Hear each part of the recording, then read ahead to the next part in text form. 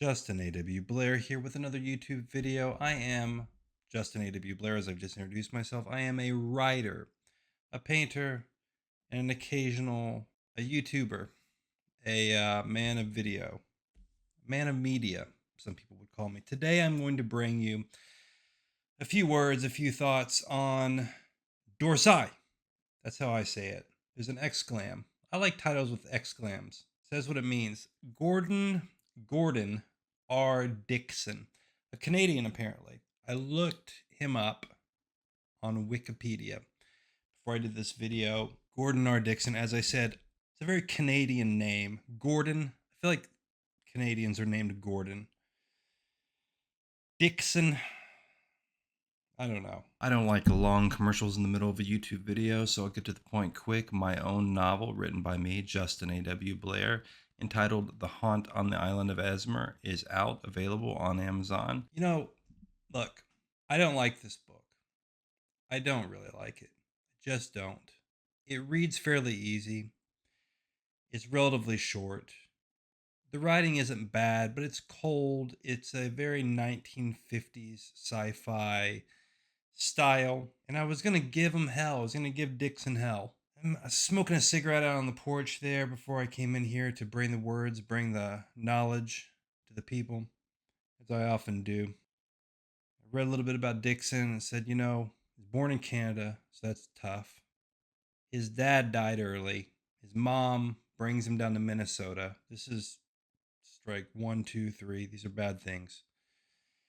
He was known and thought of as a gregarious man, a friendly guy, outgoing, and his name was Gordon. And it kind of softened me on it because I thought to myself, this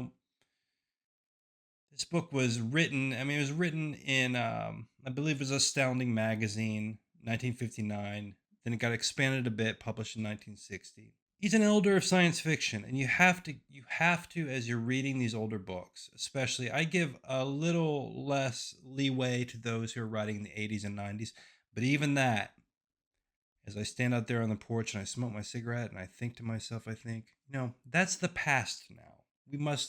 One must concede. We grow a little longer in the tooth. We have to look back on these people with some sense of perspective. If nothing else, time should give us perspective. Some of my rage subsided here at 5 in the morning almost as I smoked my cigarette and had my little iced tea, and I thought to myself, okay, Dickson, you did what you did. But anyway, got a little sentimental actually after I thought about old Dickson's life. I thought that's kind of a tough life, and this guy he wrote a book, and I'm in the year 2025. This will probably come out in 2026, but it's the last few days of the waning days. The light is dim and the nights are long, and it's 2025. This was published 65 years ago. So let's have some perspective. Let's get into it though. Background I've already covered. This was originally called The Genetic General. Some people call me The Genetic General.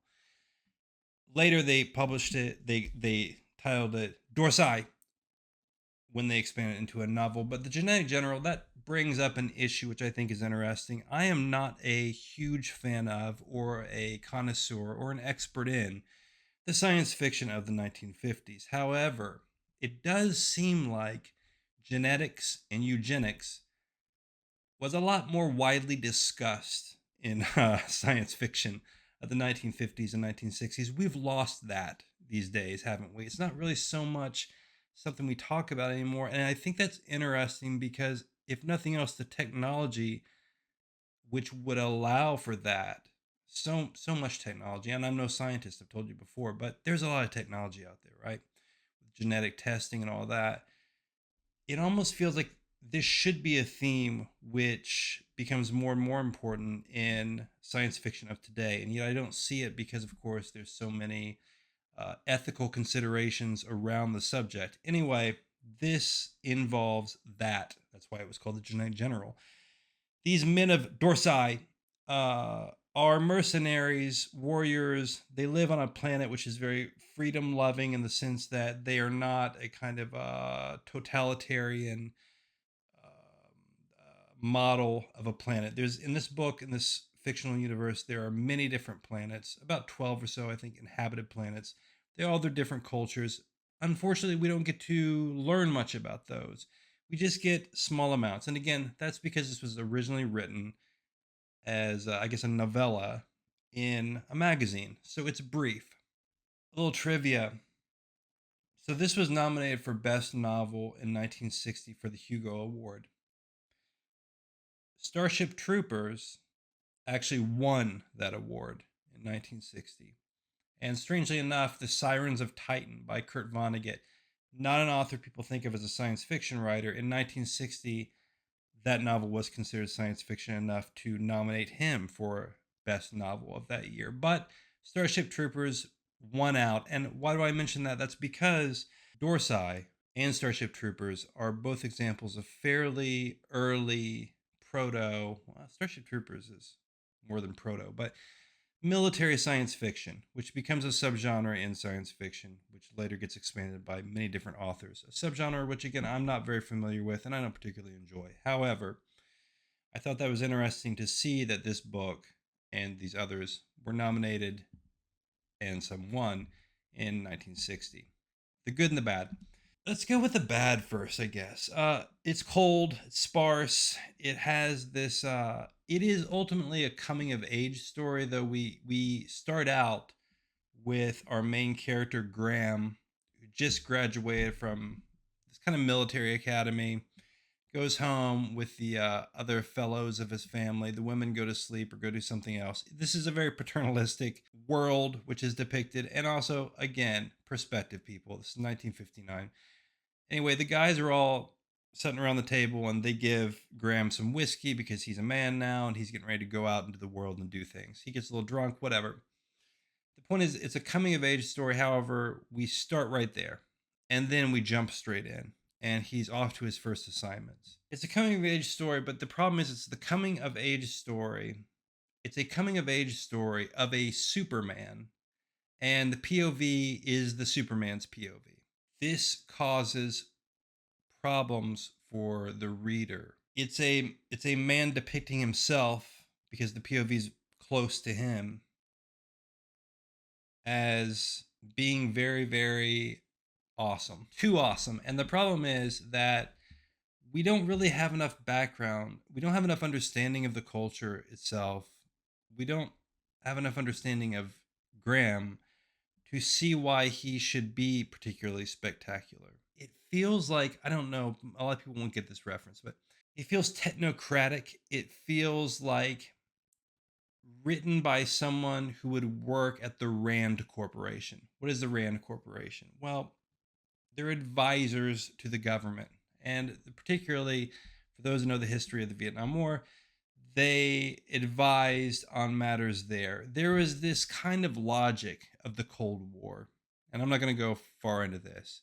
It is a kind of rationality, but ultimately unsatisfying and slightly insane. Think about MAD, mutually assured destruction. Think about game theory. Think about this kind of thing. And now think about science fiction being written as these things are not only being dreamed up, but coming to bear and actually having consequences in the real world and policy, governance, and all of that. Science fiction from the 50s, before the mid 60s, it has this certain tone. And while it's almost a palate cleanser at times, there's something kind of enjoyable about it in some ways. It is good that this was a short book. Usually I don't look up a lot. Oh, I didn't look up anything about this until after I'd read it. But the first thing that came up on Google was a criticism about the way Dickson portrays the women folk. Again, perspective, people. 1959, it's going to be what it is. I don't care about that. I'm no feminist. However, there is a romantic subplot and it's tedious, it's annoying. The woman character does, I have to admit, it is a depiction of a certain female character that fits into that critique of like the 1950s suburban woman as kind of how she was infantilized or whatever. It's not a great showing on the character. And I would think as a writer, maybe he could have done a better job with that. The end result, though, is just annoying. And our superhero guy here, he gets kind of tripped up a little bit over the women folk, but not so much. And he's always just kind of like, I totally am right about everything, and I'm always right. And that's the problem with the book. Beyond that, because that's really kind of unimportant to the book, she just shows up sometimes and he's like, hey, what's up? And she's like, it's bad, whatever. He's right about everything, this guy. So it's boring because basically in less than 300 pages, we basically just get this guy who graduates from the military academy and then, in essence, gets set up to kind of rule multiple planets through his military acumen as well as his intuition. Well, this is what it comes down to. Now, this is where the there is kind of a flip side to this ultimate rationality which we see pervading the worlds of this book, which is that a few times it is questioned and asked, why is Graham such a hero and a Superman and all this? Why is he able to always make the right decision? Why is he able to win every battle? At first, it starts out when he's a youth. He says he's always been a little bit odd, and his society doesn't really take well to odd types of guys. Later, he says it's his ability to intuit situations, which I find interesting. It's an interesting idea. However, we're not really shown that. We're not. It's not really explained to us that well. There's one passage which he explains it somewhat, but I would have liked to have seen more explanation for the reader. It's just kind of given to us, like so much of this. One thing I thought this book did really well, the good, is it depicted space battles in a realistic way. They don't have to, but they are supposed to take a kind of drug or sedative when they make these jumps. There's a particular, and probably the best battle in this book, because basically what we have is we have a little bit of personality, a little bit of story, a little bit of political intrigue, a section like that, with largely the same characters. Then we have a set piece kind of battle. Then we go back to a few years pass, a little bit of political intrigue. There's the main antagonist, this guy named William, and then the woman that is attached to him through these things called contracts. The world, to give it credit, as I talk often I do, I come in thinking good, bad, this, that, and then I talk myself through it. And I think, there is some good to this. There is some bad to this. He does, in an economy of language, lay out a sci-fi world that is believable and somewhat interesting and enigmatic. I'll say it again, enigmatic. But what he does really well in this one space battle is he talks about how, most battles in space are actually by mutual consent, because space is so vast, it's difficult to actually get two fleets to engage to get close to each other. I thought that was a very realistic aspect of it.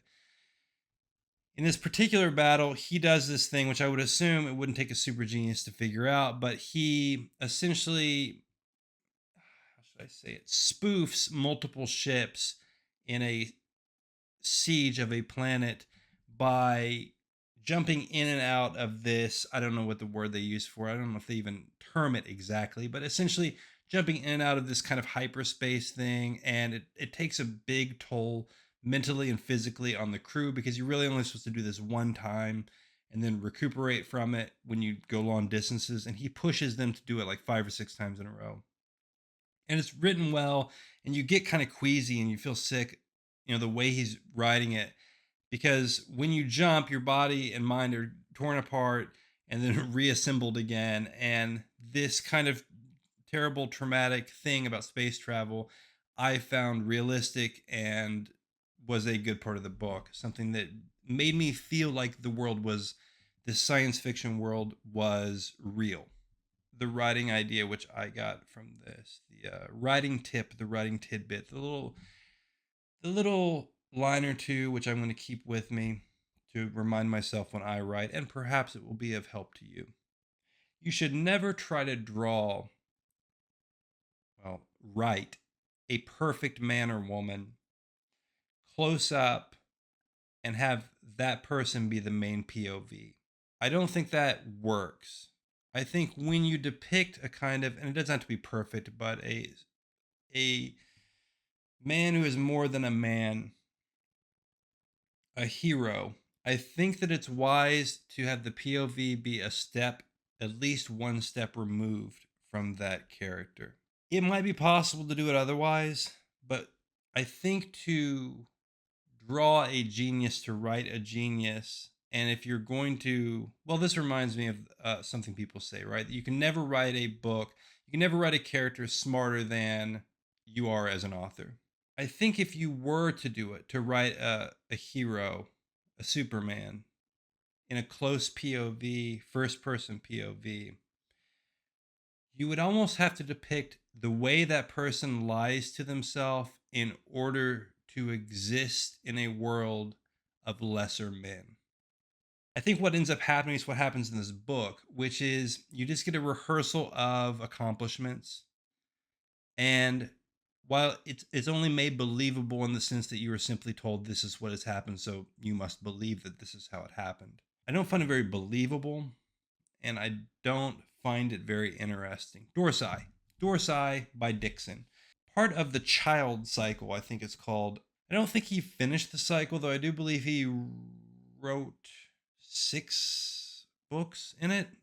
My understanding was there was an original plan of him writing like 3 historical novels and then 3 novels maybe set in his present and 3 novels set in the future, but I think it ended up not being that. I'm not really sure. Again, there's a long essay in the back of this one by somebody. I decided not to read it.